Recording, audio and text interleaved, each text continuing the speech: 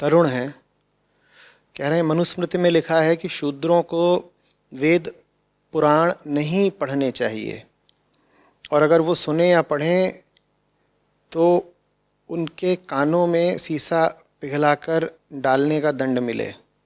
यहाँ शूद्र से क्या आशय है और ये सब दंड वगैरह की बात क्यों?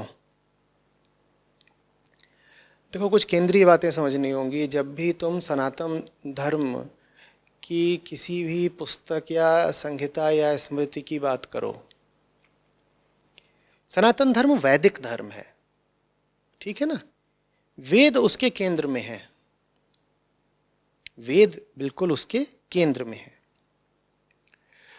तो सनातन धर्म से संबंधित तुम्हें कोई प्रथा समझनी हो, कोई पुस्तक समझनी हो, कोई नियम कायदा समझना हो, वो तुमको समझना पड़ेगा वैदिक सिद्धांतों को ही आधार बना के, क्योंकि वैदिक सिद्धांत ही सनातन धर्म के केंद्र में है। वही फर्स्ट प्रिंसिपल्स हैं, ठीक है ना? वो पहले सिद्धांत हैं, वो पहले सूत्र हैं। और जो वैदिक सूत्र हैं वो पाए जाते हैं वेदांत में। वेदों का ही जो जीवन दर्शन, आत्मदर्शन संबंधित हिस्सा है उसको कहा जाता है वेदांत। उसे वेदांत इसलिए भी कहते हैं क्योंकि वो वेदों का शिखर है। अंत माने उच्चतम हिस्सा, वेद जहां पर जाकर अंत को प्राप्त हो जाते हैं। अंत माने खात्मा नहीं, अंत माने शिखर। जैसे कहते हो ना, चोटी पर पहाड़ का अंत हो गया, उस अर्थ में वेदांत वेदों का अंत है कि पहाड़ की चोटी पर पहाड़ का अंत हो गया।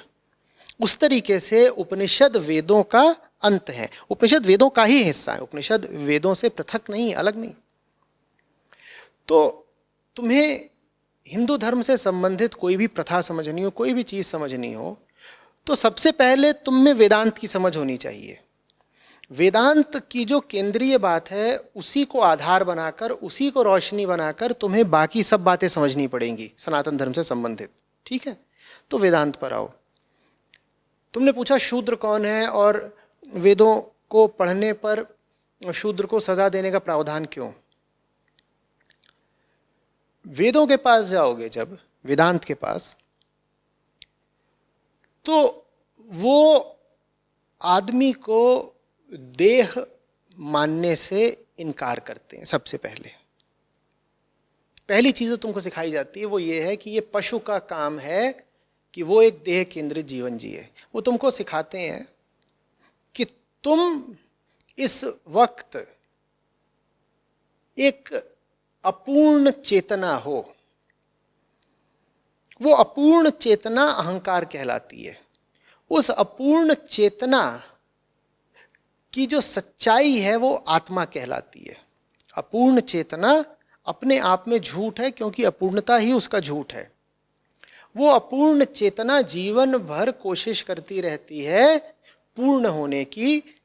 जिस पूर्णता को वो पाना चाहती है उस पूर्णता को ही सत्य या आत्मा कहते हैं। ये वेदांत का मूलभूत सिद्धांत है, समझे? शरीर तुम हो नहीं और मन भी तुम एक झूठे तल पर हो। ये बात अच्छे से समझ लो सब लोग। शरीर तो तुम हो नहीं, और तुम जो मन बने बैठे हो, तुम जो चेतना बने बैठे हो, ये तुम्हारा चेतना होना भी आधी सच्ची आधी झूठी बात है। अपूर्ण चेतना हो तुम, आधी भरी आधी खाली। पूरा भरने के लिए, पूरा हो जाने के लिए लालायित हो तुम। यही आदमी की जीवन भर की कोशिश है, यही आदमी के जीवन भर का कर्तव्य है। तमाम जो वो कर्म करता रहता है, ये हासिल करने की, वो पाने की कोशिश करता रहता है, वो वही है कि अपूर्ण चेतना किसी तरीके से पूर्णता को प्राप्त हो, ठीक है? तो हम चेतना है और वो चेतना भी अपूर्ण है, किसी की कम अपूर्ण है, किसी की ज़्यादा अपूर्ण है। शरीर पशु का है और आत्मा एक बहुत दूर का सत्य है जो अभी हमने प्राप्त करा नहीं।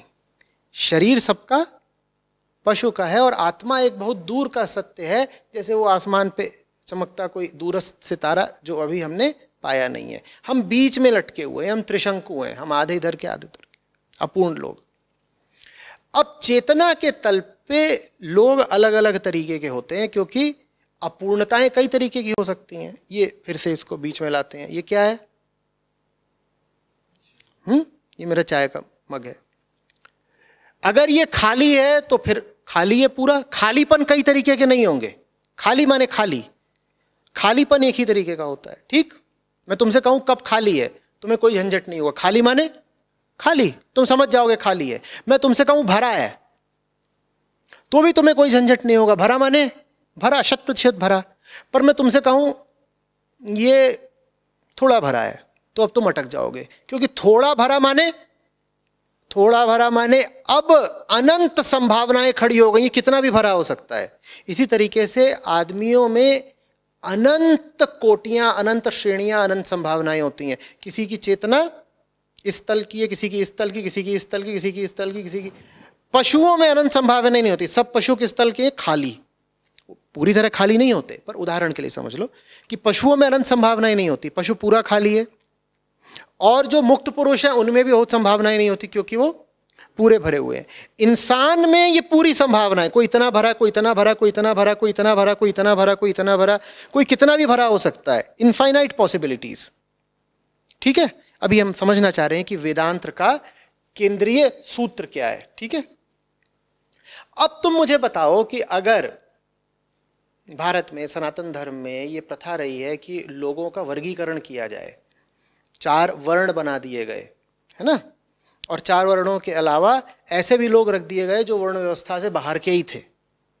ठीक है, तो बहुत सारे फिर वर्ण बना दिए गए, और इन वर्णों में भी तमाम तरह की फिर जातियां, उपजातियां, ये सब आ गई। तो बहुत तरीके की क्या बना दी गई हैं? श्रेणियां और स्तर।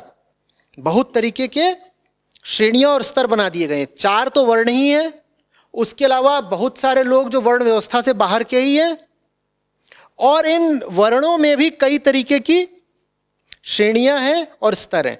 निश्चित रूप से सिर्फ श्रेणियां, स्तर शरीर के तल पर तो हो ही नहीं सकते।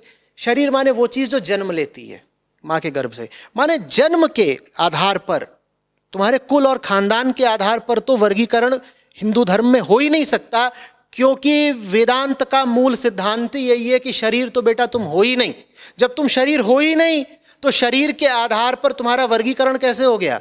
तो शरीर के आधार पर ना कोई शूद्र है, ना कोई वैश्य, ना पंडित ब्राह्मण, कुछ नहीं। ये कुरीति सामाजिक है, धार्मिक नहीं। ये जो कुरीति है कि ब्राह्मण के घर में पैदा हुआ तो ब्राह्मण, और शूद्र के घर में पैदा हुआ तो शूद्र, ये एक सामाजिक भ्रष्टता है। ये चीज धर्म ने नहीं सिखाई है, ये आध्यात्मिक बात नहीं है। धर्म ने तो तुमसे कहा है कि शरीर से कोई लेना ही देना नहीं। तुम्हारा शरीर कैसा भी हो, अष्टावक्र का शरीर 8 जगह से टेढ़ा था, तो वो ब्राह्मणों के महाब्राह्मण। शरीर पर वेदों ने कब जोर दिया? क्या फर्क पड़ता है इस बात से कि तुम किस कुल से, किस खानदान से हो, किस घर में तुम्हारा जन्म हुआ है? शरीर की बात ही नहीं है, बात चेतना के स्तर की है। और चेतना के स्तर के आधार पर लोगों की श्रेणियां निर्धारित होती हैं, वर्गों का विभाजन होता है। ऐसी मंशा थी वेदांत की। उस मंशा को बाद में लोगों ने भ्रष्ट कर दिया, वो लोग जाने। कोई ऐसी चीज नहीं है जो समय में प्रवाहित हो और समय के प्रवाह में आगे जाकर दूषित ना हो जाए। तो ये काम लोगों ने करा है। तो अब मुझे बताओ, फिर शूद्र कौन हुआ? जिसकी चेतना का स्तर एकदम निचला, ये जिसकी चेतना का स्तर एकदम निचला, वो है शूद्र। और ये एकदम निचला स्तर किसका होता है? पशु का।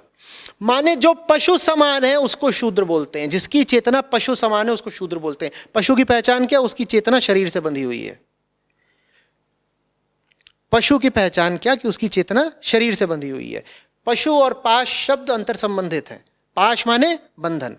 जो बंधा हुआ है, जो मुक्ति की सोचता भी नहीं, जो शरीर से ही अपने बंधा हुआ है, उसको पशु बोलते हैं। ठीक है, तो जिसकी चेतना बिल्कुल शरीर से ही जुड़ी हुई है, जो अपने आप को शरीर के अलावा कुछ जानता ही नहीं, वो शूद्र हुआ। खानदान से शूद्र नहीं हो गए, किस घर में तुमने जन्म लिया इससे शूद्र नहीं हो गए तुम अपनी चेतना को कहां तक ले जा पाए ये चीज तय करती है कि तुम ब्राह्मण हो कि शूद्र हो। समझिएगा अच्छे से, अभी जो जाति प्रथा चल रही है वो दमनकारी, शोषणकारी, अन्यायकारी है और अति मूर्खतापूर्ण है। हम सोचते हैं कि हम किसी घर में पैदा हो गए उससे हमारी जाति निर्धारित हो जाती है, ऐसे थोड़ी होता है, पागल हो ऐसे ही रहा है। लेकिन तो फिर इसीलिए हमारी वो हालत है जो अभी है।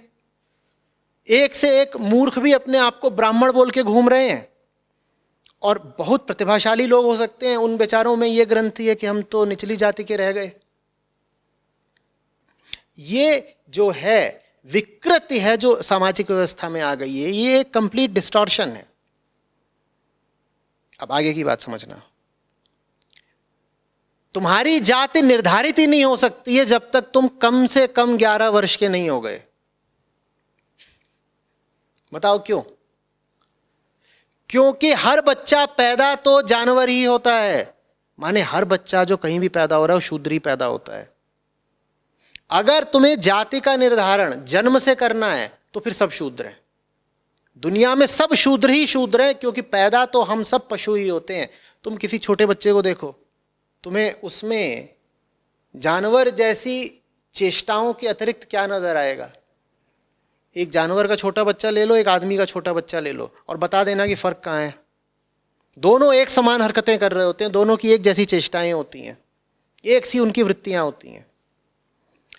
तो जाति प्रकृति ने तो सबको एक ही बख्श दी है, क्या? शूद्र। प्रकृति की चले तो सब शूद्र ही शूद्र हो, क्योंकि सब शूद्र ही पैदा हुए हैं। एक बार तुम्हारी चेतना का थोड़ा विकास हो गया, अब तुम्हारी जिम्मेदारी बनती है कि तुम अपने आप को उठाओ उठाओ उठाओ उठाओ उठाओ। जो अपने आप को जितना उठा ले गया वो समझ लो जाति में उतना ऊंचा हो गया। ये तुम्हारे ऊपर है, ये तुम्हें खुद करना है।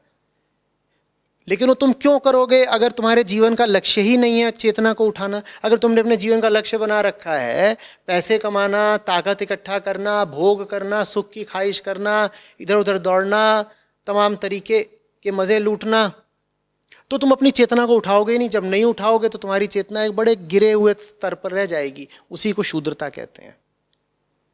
जो अपना जीवन समर्पित कर दे ज्ञान को, बोध को और मुक्ति को, मात्र वही ब्राह्मण है। पैदा वो चाहे किसी भी घर में हुआ हो। बात समझ में आ रही है? वर्ण व्यवस्था का वास्तविक आधार क्या है, ये बिल्कुल आया समझ में कि नहीं आया? और मैं भली भांति जानता हूं कि जो वास्तविक आधार मैंने बताया भी वर्ण व्यवस्था का, वो हमें समाज में देखने को नहीं मिल रहा। समाज ऐसे नहीं चल रहा। लेकिन अगर आपको बात सनातन धर्म की करनी है तो मैं दोहरा के कहूंगा, सनातन धर्म के केंद्र में तो वेद बैठे हैं। वेदों से पूछोगे ना पहले कोई भी बात, और वेदों से जो बात पूछनी है वो स्पष्ट होकर के कहाँ सामने आती है? वेदांत में, उपनिषदों में। और उपनिषद बताते हैं कि आदमी की श्रेष्ठता नापने का, आदमी की गुणवत्ता नापने का, दूसरे शब्दों में आदमी की जात नापने का सिर्फ एक तरीका है, उसकी चेतना की ऊंचाई देखो। जो चेतना की जितनी ऊंचाई रखता हो उसी से जीवन में उसके स्थान का निर्धारण हो जाता है। ये आ गई बात समझ में? आगे से कभी अपने मन में ये भाव मत रखना कि तुम किस जाति के घर में पैदा हुए हो, इससे तुम्हारा जीवन या भविष्य निर्धारित होना चाहिए। नहीं, जो तुम्हें जन्म से, कुल से जो जाति मिली है उसके साथ बहुत तादाद में, बहुत आइडेंटिफिकेशन रखना। वो सब किसी काम की चीज़ नहीं है, उससे कुछ नहीं हासिल होने वाला, ना उससे कोई तुमको सत्यता मिलनी है, झूठी बात है। आ रही बात समझ? अब दूसरी बात कि इस तरह क्यों कहा गया कि अगर शूद्र वेद पुराण पढ़े सुने तो उसके कानों में पिघला हुआ शीशा डाल दो। ये बात क्यों कही गई? ये थोड़ा समझने वाली चीज है। देखो, जितने भी आध्यात्मिक ग्रंथ हैं भारत में खास तौर पर, वो बहुत जबरदस्त शर्तें रखते हैं उनके पाठ की, उनके सामीप्य की। वेदों के पास जाओगे, वेद कहते हैं 14 विद्याएं आनी चाहिए। जानते हो वेद यहाँ तक कहते हैं कि तुम्हें अगर गणित का बहुत अच्छा ज्ञान नहीं है तो भी वेद मत पढ़ना। तुम कहोगे गणित का वेद से क्या संबंध? नहीं, वो कहते हैं गणित भी पहले पढ़ के आओ, तर्क आना चाहिए तुम्हें, गणित भी आना चाहिए, नहीं तो वेद नहीं समझोगे। इसी तरीके से अगर तुम आचार्य शंकर के पास जाओगे तो वो साधन चतुष्टय देते हैं और उसमें वो बड़ी लंबी सूची रख देते हैं, कहते हैं साधक में, आध्यात्मिक साधक में ये सब गुण होने चाहिए।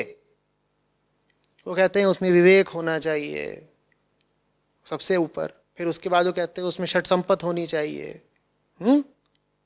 तितिक्षा होनी चाहिए, उपरति होनी चाहिए, यम नियम तो होने ही चाहिए।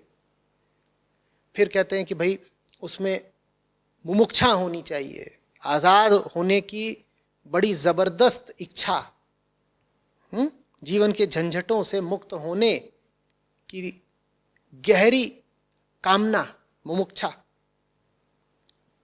ये सब है अगर, तब तो तुम शास्त्र अध्ययन के अधिकारी हो, नहीं तो तुम अधिकारी नहीं हो। इसमें बात जाति की नहीं है, बात पात्रता की है। क्यों मना करा गया अयोग्य लोगों को शास्त्रों के पास आने से? क्योंकि अगर तुम में मुमुक्षा नहीं है, तुम मुक्त नहीं होना चाहते दुनिया से, तो तुम क्या चाहते हो? फिर तुम चाहते हो कि तुम दुनिया में ही बने रहो। और तुम दुनिया में क्यों बने रहना चाहते हो? दुनिया से ही नाता क्यों रखना चाहते हो? क्योंकि निश्चित रूप से दुनिया से तुम्हारा कोई स्वार्थ जुड़ा हुआ है, पात्रता नहीं है तुम में, तुम्हारी मुमुक्षा नहीं है तुम में। इसका मतलब तुम ग्रंथों के पास इसलिए नहीं जा रहे हो कि तुम दुनिया से मुक्त हो जाओ। तो फिर तुम ग्रंथों के पास क्यों जाओगे? तुम ग्रंथों के पास इसलिए जाओगे कि दुनिया से अपना स्वार्थ और ज्यादा निकाल सको। अब तुम ग्रंथों का उपयोग करोगे दुनिया में अपना सिक्का जमाने के लिए, अब तुम ग्रंथों का उपयोग करोगे दुनिया का शोषण करने के लिए। ये दुनिया के लिए बड़ी गड़बड़ बात हो जाएगी और तुम्हारे लिए तो होगी होगी। तो इसलिए ऐसे लोगों को ग्रंथों के पास आने से मना किया गया जिनमें निर्धारित योग्यताएं नहीं हैं। वेदांत की दृष्टि से शूद्र कौन हुआ बताना? जो पशु जैसा है, जो अभी पाश में बंधा हुआ है। जो पाश में बंधा हुआ है उसको तो साफ दिख रहा है ना कि मुमुक्षा नहीं है। पाश में बंधा होना माने वो बंधन में है, और मुमुक्षा माने मुक्ति की कामना। अरे भाई, जो बंधन में ही प्रसन्न है, जिसको भोग ही जीवन का लक्ष्य लगता है, अगर तुमने उसके हाथ में उच्चतम ग्रंथ दे दिए तो वो उनका भी दुरुपयोग ही करेगा ना भोग के लिए। वो क्या करेगा? उदाहरण के लिए तुमने किसी भोगी आदमी के हाथ में धर्म ग्रंथ दे दिए, जानते हो पहली चीज क्या हो सकती है? वो गुरु बन बैठे। कैसा गुरु? वो वैसा गुरु बन बैठेगा जो अपनी गुरुता का और ग्रंथों का इस्तेमाल करेगा भोगने के लिए। भाई, जन सामान्य तो अध्यात्म को और ग्रंथों को सम्मान देता ही है ना। अब अगर आप में मुमुक्षा नहीं है, आप दुनिया को छोड़ के नहीं आए हो, आप में दुनिया के प्रति विरक्ति वैराग्य नहीं है, और आपको मिल गए धर्म ग्रंथ, तो आप कहोगे मेरी तो लॉटरी लग गई, तुरंत कहोगे। और आप उनको पढ़ोगे दनादन दनादन, और आपके द्वार चढ़ावा चढ़ना शुरू हो जाएगा। बात समझ में आ रही है? लोगों में तो गुरुओं और पंडितों के लिए अगाध श्रद्धा होती ही है। किसी ने संस्कृत के 4 श्लोक बोले नहीं कि लोग तुरंत गुरुजी चरण स्पर्श शुरू कर देते हैं, और गुरुजी अंदर ही अंदर मस्त हुए जा रहे हैं कि आज चढ़ावा भरपूर आएगा। और ऐसा बहुत हुआ भी है। इसीलिए ब्राह्मण वो है जिसका ताल्लुक अब ब्रह्म के अलावा किसी से नहीं, जो इस संसार के सोने चांदी की ओर मुड़ के भी नहीं देखता। वो कह रहा है मुझे ब्रह्म चाहिए, उसके अलावा मुझे ये सोना चांदी में करूंगा क्या। सिर्फ उस ब्राह्मण को, जो वास्तविक ब्राह्मण है, वो जाति वाला ब्राह्मण है, जो वास्तविक ब्राह्मण है, सिर्फ उससे अधिकार है कि वो ग्रंथों का पाठ करे और कराए। बात समझ में आ रही है? अन्यथा गलत हाथों में पढ़ करके ये धर्म ग्रंथ पूरे दुनिया, पूरे समाज के लिए विस्फोटक चीज बन जाते हैं। इनके दुरुपयोग से महाविनाश हो सकता है। इसलिए यह करा गया था कि जो शूद्र है, शूद्र माने जाति वाला शूद्र नहीं, शूद्र माने वो व्यक्ति जो दुनिया के ही मजे लूटने में लगा हुआ है, उसके हाथ में मत पड़ने देना धर्म ग्रंथ, ये बात थी। अब ये मैंने कह दिया, साथ ही ये भी जानता हूं कि जो बात मैंने कही वो समाज में उस तरह से कार्यान्वित नहीं हो रही है, उस तरीके से नहीं हो रही है कार्यान्वित। लोग दूसरे ही तरीके से देखते हैं जाति को। लेकिन एक छोटा सा सवाल मेरा उनसे भी है जो कहते हैं अरे अरे अरे अतीत में बड़ा अन्याय हुआ, हमें धर्म ग्रंथ पढ़ने नहीं दिए गए। मैं तुमसे पूछ रहा हूं, अतीत में अन्याय तो हुआ था, अभी कौन सा अन्याय हो रहा है? अभी काहे नहीं पढ़ते? और मैं समाज के सब वर्गों से पूछ रहा हूं, अभी क्यों नहीं पढ़ते? बहाना तो बता देते हो कि अतीत में तो हमको जबरदस्ती रोका गया पढ़ने से, जबकि वो जो रोक थी वो सिर्फ कुपात्र लोगों के लिए थी। कोई भी व्यक्ति जिसमें सच्ची इच्छा हो सच्चाई तक पहुंचने की, उसका तो स्वागत ही था कि आओ पढ़ो जानो। अभी तो फिलहाल सामाजिक व्यवस्था ऐसी है कि किसी को नहीं रोका जा रहा ना। आज मुझे बताओ कितने प्रतिशत आबादी है जो उपनिषद पढ़ रही है? आज भी कोई रोक है? आज क्यों नहीं पढ़ते? मनुस्मृति मनुस्मृति लोग गाए जाते हैं। अरे मनुस्मृति कोई बड़ा केंद्रीय ग्रंथ है क्या? छोटे बच्चों को भी पाठ्य पुस्तकों में पढ़ाया जाता है। हाँ, ऐसे लिखा होगा, Islam is to Quran, Christianity is to Bible, Hinduism is to Vedas. जग जाहिर है कि हिंदू धर्म के केंद्रीय ग्रंथ वेद हैं। मनुस्मृति पकड़ के काहे लटक गए हो? तुम्हें कौन रोक रहा है वेदांत के पास जाने से? लेकिन वेदांत के पास तुम आते नहीं। मुझे ये पूरी संस्था स्थापित करनी पड़ी वेदांत को पुनः प्रतिष्ठित करने के लिए। मनुस्मृति मनुस्मृति रोना लगा रखा है, ले जा रहे हैं मनुस्मृति जला रहे हैं। अरे जला दो ना, उसमें क्या रखा है ही नहीं कुछ, उसमें दम कुछ नहीं, जला दो। केंद्रीय स्तंभ वेदांत है, क्यों नहीं आते उसकी ओर? स्मृतियां तो बहुत लिखी जाती हैं और बहुत मिटती जाती हैं। मनुस्मृति कोई अकेली स्मृति है, 5 और स्मृतियां हैं। ये सब तो सामाजिक नियम कायदों के लिए किसी समय पर कोई बात बोल दी गई, किसी समय पर जो कोई बात समाज के लिए बोली जाती है वो उस समय के बीतने के बाद वैसे भी अप्रासंगिक हो जाती है। ये सब आती जाती चीजें हैं, क्यों शोर मचाते हो इतना? अरे कोई चीज धर्म की पूरी व्यवस्था में मौजूद थी और वो भी केंद्र में नहीं मौजूद थी, हाशिए पर मौजूद थी, परिधि पर। वो आज अगर प्रासंगिक नहीं है तो अरे भाई दफा करो ना उसको। और बहुत सारे ग्रंथ तो वैसे भी दफा किए जा चुके हैं। तुम अगर खोजने जाओ, न जाने कितनी सारी संहिताएं हैं जो तुम्हें मिलेंगी ही नहीं, कहीं भी, कहीं नहीं मिलेंगी। अरे संहिताओं को छोड़ दो, उपनिषद न जाने कितने खो गए। तुम्हें पता है कई उपनिषद ऐसे हैं जो अभी पिछले 100-50 सालों में भी खोज खोज के निकाले गए हैं, नहीं तो वो लुप्त प्राय थे। दर्जनों उपनिषद हैं जो अंग्रेजों के आने के बाद खोज के निकाले गए, उनका किसी को कुछ पता ही नहीं था। उनकी कोई 1-2 प्रतियां फिर कहीं दूर किसी मंदिर में, कहीं खंडहर में मिल रही हैं। तो जब उपनिषदों की यह हालत है तो और न जाने कितने ग्रंथ हैं जो समय के साथ अप्रासंगिक हो गए, व्यर्थ हो गए, उनको हटा दिया गया, छोड़ दिया गया। अरे बहुत पुराना धर्म है भाई, इतनी पुरानी इसकी धार है, इसमें बहुत कुछ आता है जाता रहता है, पर जो धार का केंद्रीय तत्व है, जो उस धार का अणु परमाणु ही है, वो कायम रहेगा। उसका क्या नाम है? वेदांत। वेदांत को पकड़ो, बाकी ये सब चीजें आने जाने वाली हैं, इनका कोई बहुत महत्व नहीं अपने समय से आगे। आज के समय के लिए तुम चाहो तो एक नई स्मृति लिख दो ना, कौन रोक रहा है? किसी ने कह दिया क्या कि समय के साथ धर्म नए फूल नहीं खिला सकता, उसमें नई कोपलें नहीं फूट सकती? मैं तो कहता हूं नए उपनिषद भी लिखे जा सकते हैं। किसी ऋषि ने वर्जना करी थी कि मेरे बाद अगला उपनिषद कोई नहीं लिखेगा, और उपनिषद खुद कोई 1 दिन, 1 साल या 1 दशक में नहीं लिख दिए गए। 1000 वर्षों का पूरा विस्तार है जिसमें उपनिषद कहे गए थे, लिखे गए थे।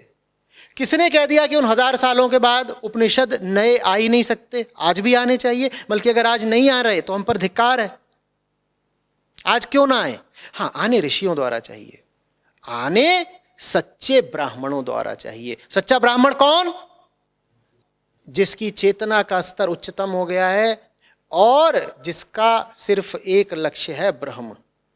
जो संसार से अब किसी तरह के भोग विलास का नाता नहीं रखता, जो दुनिया से कुछ लेकर कुछ लूट कर नहीं जाना चाहता, जो यहां से अब सर्वथा मुक्त हो चुका है, जिसका कर्म चक्र पूर्ण हो चुका है, जिसके लिए अब कोई कर्मफल शेष नहीं रहा, वो है ब्राह्मण। मात्र उसको हक है कि वो आज का नया उपनिषद लिखे। लिख डालो, स्मृतियों में क्या दम है? बात समझ में आ रही है? तो तुम सनातन धर्म की भर्त्सना ही करने लग जाओ, उपहास उड़ाओ या विद्रोही बन जाओ, इससे पहले थोड़ा तथ्यों को जांच लिया करो।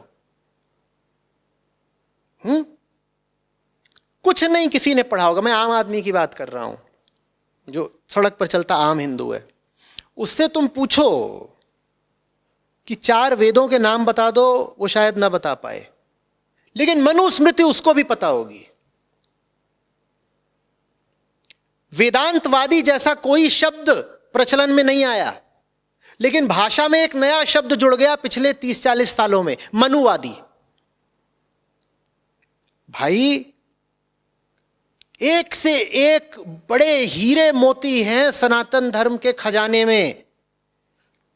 तुम उनसे मतलब न रख के एक धूल जैसी चीज को क्यों पकड़े बैठे हो कि मनुस्मृति मनुस्मृति?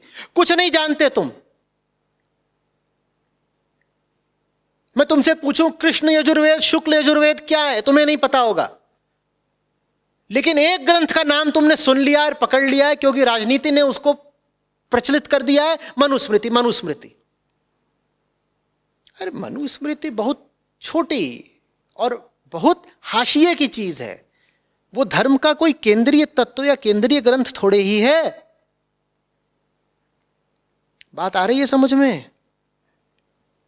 कुछ ऐसा समा बना दिया गया है जैसे हिंदू धर्म बराबर मनुस्मृति, जैसे हिंदू धर्म में मनुस्मृति के अलावा कुछ है ही नहीं। ये निहायत पागलपन की बात है और बहुत बड़े मूर्खता की बात है। और इसका दुष्परिणाम ये निकल रहा है कि बच्चे और जवान लोग और किशोर लोग, खासतौर पर दलित वर्ग से, उन्हें तो जैसे सनातन धर्म से ही घृणा हो गई है। फिर वो कभी कभार आते हैं हमारे संपर्क में, जब वेदांत पढ़ते हैं तो खिल उठते हैं, कहते हैं इससे ज्यादा आनंद देने वाली, आजादी देने वाली, मुक्ति देने वाली चीज हमने कभी पढ़ी नहीं थी। हमें इससे वंचित रखा गया ये बता बता के कि हिंदू धर्म के तो जितने भी शास्त्र हैं वो सब जलाने लायक है। और ये सब खूब किया गया राजनेताओं द्वारा कि हिंदू धर्म की जितनी किताबें हैं सब जला दो, इनमें तो शोषण निहित है। कैसे शोषण निहित है? तुमने पढ़ी भी हैं वो किताबें? जिस किताब को जलाने की बात कर रहे हो, तुमने उसका शीर्षक भी पढ़ा है, आमुख भी पढ़ा है, पर बात करते हैं कि नहीं सब जला दो, ये जला दो, वो जला दो। क्या जला दो? नाम तो बता दो जिस ग्रंथ का जिसे जलाना चाहते हो। तुम्हें नाम नहीं पता होगा, पर अपनी राजनीति की रोटियां सेकने के लिए तुम खास तौर पर दलित वर्ग को बहका रहे हो। मेरा सब लड़कों से, बच्चों से, किशोरों से, युवाओं से आग्रह है कि इन राजनीति के चक्करों में पड़ करके अपना नुकसान मत कर लेना। भारत ने जो एक अमूल्य देन दी है दुनिया को, उसका नाम है आत्मा। दुनिया के किसी भी पंथ, मजहब या धर्म में आत्मा नहीं है। वहां गॉड है, ईश्वर है, सेल्फ नहीं है, सेल्फ आत्मा नहीं है। वेदांत को ठुकराओगे, आत्मा से वंचित रह जाओगे। आत्मा से वंचित रह गए तो जी कहां रहे हो तुम? पशुवत जीवन है फिर तुम्हारा। लोग पूछते हैं ना, भारत ने दुनिया को क्या दिया? किसी ने आज तक ये बात साफ साफ कही नहीं। मैं बता रहा हूं, भारत ने दुनिया को आत्मा दी है। और ये बात मैं जुमले मुहावरे के तौर पर नहीं बोल रहा, बिल्कुल वैज्ञानिक तौर पर बोल रहा हूं। मुझे बताओ, भारत के अलावा आत्मा की बात किसने करी? और आत्मा का मतलब है मन का वो आखिरी बिंदु जहां पर पहुंचकर मन संतुष्ट, तृप्त और शांत हो जाता है। आत्मा अगर नहीं है तुम्हारे पास, तुम्हारा धर्म अगर तुम्हें आत्मा नहीं सिखा रहा, तो तुम्हारा मन हमेशा बेचैन रहेगा। कर लो तुम्हें बाहर वाले जिस ईश्वर की, गॉड की बात करनी है, कर लो कि आसमानों पर बैठा है मेरा खुदा, मन तुम्हारा बेचैन ही रहेगा। आत्मा अगर तुम्हारा पंथ, मजहब, धर्म तुम्हें नहीं सिखा रहा अगर तो हिंदुओं में ही उनके धर्म के प्रति जो तुम जहर भर रहे हो और विरोध और विद्रोह भर रहे हो, तुम हिंदुओं को आत्मा से दूर ले जा रहे हो। तुम हिंदुओं के मन को सदा बेचैन रखने का उपाय कर रहे हो। यह अपराध है ना पूरी मानवता के खिलाफ। स्वामी विवेकानंद ऐसे ही नहीं कहते थे कि वेदांत भविष्य का वर्ल्ड रिलीजन है। वजह थी, उसमें एक ऐसी बात है जो कहीं और नहीं, आत्मा। और आत्मा के बिना कौन सा धर्म?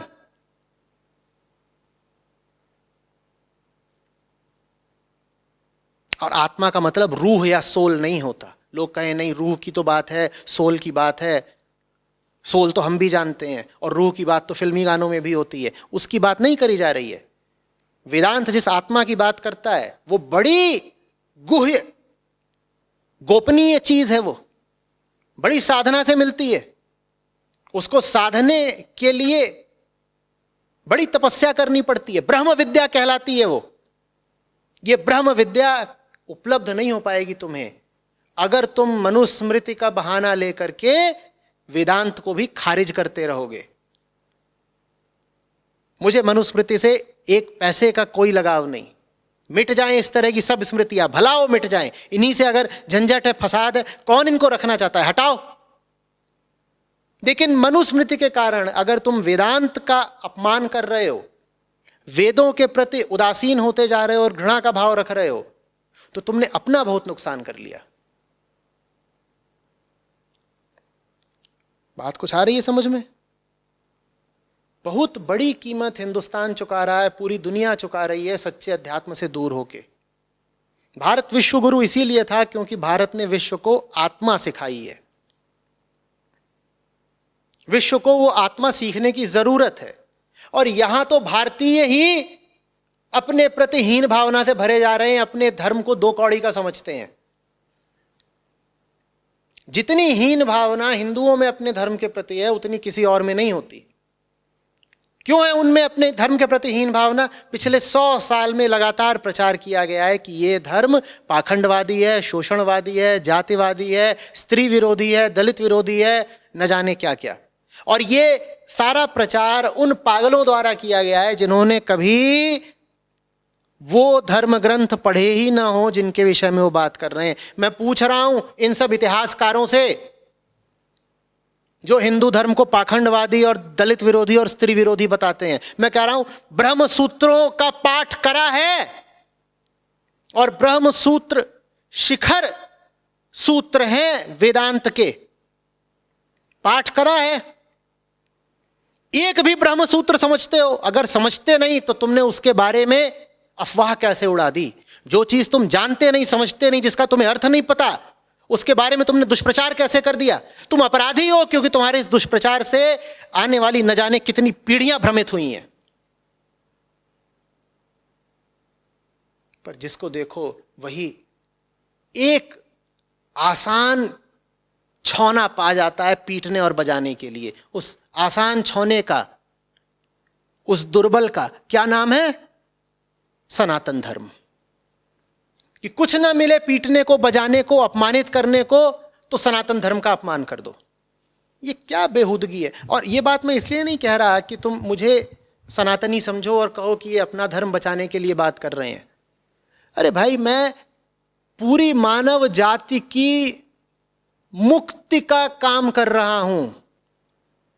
और मानव जाति की मुक्ति नहीं हो सकती जब तक तुम्हें तुम्हारे भीतर ना ले जाया जाए।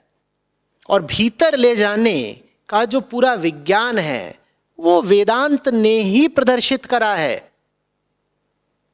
अगर और जगहों ने भी उससे कुछ सीखा है तो आंशिक ही सीखा है, और पंथों मजहबों धाराओं में भी अगर भीतर जाने की बात होती है तो वास्तव में वो बात वेदांत से ही अनुप्रेरित है।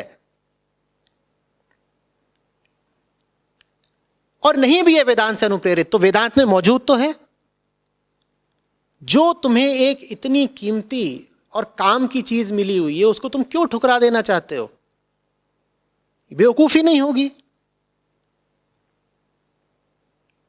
समझ में आ रही है बात? तो सुनने वाले देखने वाले ये कुतर्क भी ना लगाने लग जाएं कि देखिए देखिए ये तो अपने धर्म की वकालत कर रहे हैं, ये तो हिंदू बन के बोलने लग गए आज। अरे मैं हिंदू बन के नहीं बोल रहा हूं, इंसान बन के बोल रहा हूं। मैं भी इंसान हूं, तुम भी इंसान हो, और तुम बेचैन हो, तुम्हारा मन बेचैन है। तुम्हारा मन तब तक बेचैन रहेगा जब तक उसके सामने स्पष्ट नहीं होता कि उस मन का स्वरूप क्या है और आखिरी मंजिल क्या है। और वो आखिरी मंजिल अगर तुम्हें तुम्हारे होने से, तुम्हारे अस्तित्व से बाहर दिखा दी गई तो तुम्हारी बेचैनी और बढ़ेगी, घटेगी नहीं। वेदांत की खूबी यह है कि वो तुम्हें दिखाता है कि तुम्हारी मंजिल तुम्हारे भीतर ही है, तुमसे बाहर के किसी गॉड या ईश्वर में नहीं है। आत्मा तुमसे बाहर की कोई वस्तु नहीं है। जब तक तुम्हें यह बताया जाता रहेगा कि तुम्हारी बेचैनी का इलाज तुमसे बाहर कहीं बैठा हुआ है, तब तक तुम्हारी बेचैनी शांत होने की नहीं है, क्योंकि बाहर का विस्तार बहुत बड़ा है। बाहर की ओर घूमने वाले, बाहर अपनी बेचैनी का इलाज खोजने वाले खोजते खोजते मर गए, हासिल कुछ नहीं कर पाए।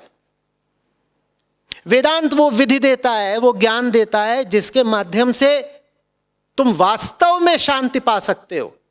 वो एक ही विधि है सिर्फ, ये मत कह देना अलग अलग विधियां हैं अलग अलग जगहों की, ना, उसकी एक ही विधि होगी। समस्त बाकी विधियां उस एक विधि में समाहित हैं। मैं इंसान की तरह बोल रहा हूं, मैं नहीं चाहता हूं कि तुम बेचैन घूमो और अशांत मरो, इसलिए कह रहा हूं कि वेदांत को मत ठुकराओ।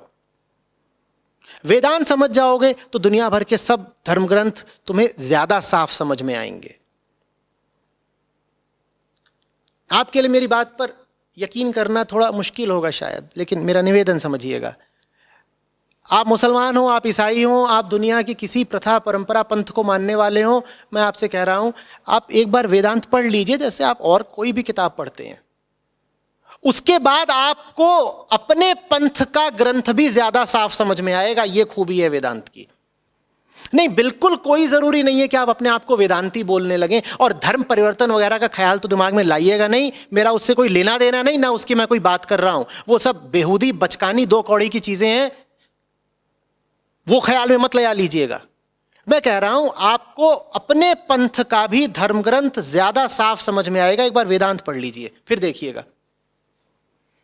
आप अपने ही मजहब के रहिए, पर एक बार वेदांत पढ़ तो लीजिए। आप इतनी किताबें पढ़ते हो भाई, वेदांत भी एक बार खोल के पढ़ लो। हाँ, पढ़ना जरा तरीके से, किसी ऐसे के साथ पढ़ना जो सही से समझा सके। फिर देखना कि दुनिया भर का सारा बोध साहित्य एक नई रोशनी में कैसे तुम्हारे सामने स्पष्ट हो जाता है। जो वेदांती है, देखिए वो कितनी खूबी के साथ बाइबल को समझता है।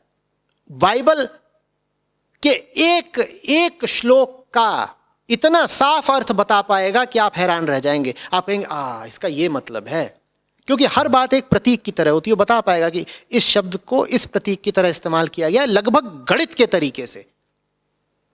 x = y करके रख देगा सामने, और आप कहेंगे बाप रे, बात ऐसी थी, हमें तो खुली ही नहीं। वो बात नहीं खुलेगी। मैं क्षमा चाहता हूं अगर मैं कुछ ज्यादा बोल रहा हूं और कुछ धर्मानुयायियों को मेरी बात से बुरा लग रहा है, पर ये बात मैं जो भी बोल रहा हूं एक इंसान की तरह, आपके शुभचिंतक की तरह ही बोल रहा हूं। किसी को ठेस वगैरह पहुंचाने का मेरा ना कोई इरादा कभी रहता है ना आज है। कोई भी बहाना लेकर के अगर आप उपनिषदों से दूर होंगे तो ये आपने अपने लिए नर्क खड़ा कर लिया। और वो बहाने बहुत हैं। ये तो अभी 2-4 बहानों की बात हुई। कल भी मैं बात कर रहा था, एक बहाना चलता है कि साहब हम तो कोई धार्मिक किताब पढ़ते नहीं। एक बहाना ये चलता है कि नहीं हम तो योग वगैरह करते हैं तो हम वेदांत नहीं पढ़ेंगे। वो जितने बहाने हैं सब नारकीय हैं, और सब जो मन की दुष्टता होती है वही फैलाती है। आप सब वेदांत की तरफ जा सकें, इसके लिए संस्था जितने तरीके आजमा रही है सब करके देखे जा रहे हैं। जो कुछ हम कर सकते हैं यथासंभव करने की कोशिश कर रहे हैं।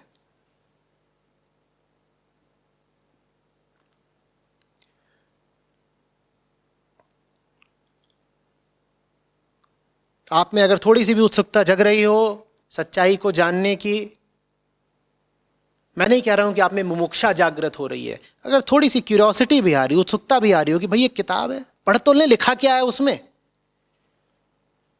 तो स्वागत है आपका। छोटी बात नहीं लिखी है, नाच उठेंगे। मैं समझता हूं शोपेनहावर के जीवन से वो घटना है, अगर कोई मुझे बता सके तथ्य देख के, तो कि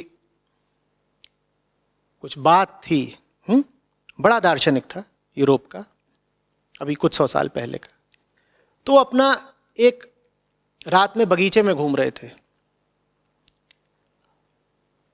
और उसी समय उन्हें उपनिषदों की या तो कुछ पंक्तियां याद आ गईं या उसी समय उन्होंने कोई एक आध श्लोक पढ़ा, और उनके अपने शब्द हैं कि मैं नाच उठा। बोले फिलॉसफी की, दर्शन की जो गुत्थी बिल्कुल उलझ गई थी मेरे मन में, वो एकदम साफ हो गई उपनिषदों के माध्यम से। ऐसी चीज है उपनिषद। पूरी वेस्टर्न फिलॉसफी वहां तक पहुंचती ही नहीं, दूर दूर तक नहीं पहुंचती जहां उपनिषद पहुंचे हुए हैं। क्यों आप अपनी इस विरासत, इस अमूल्य धरोहर से अपने आप को वंचित रखना चाहते हैं?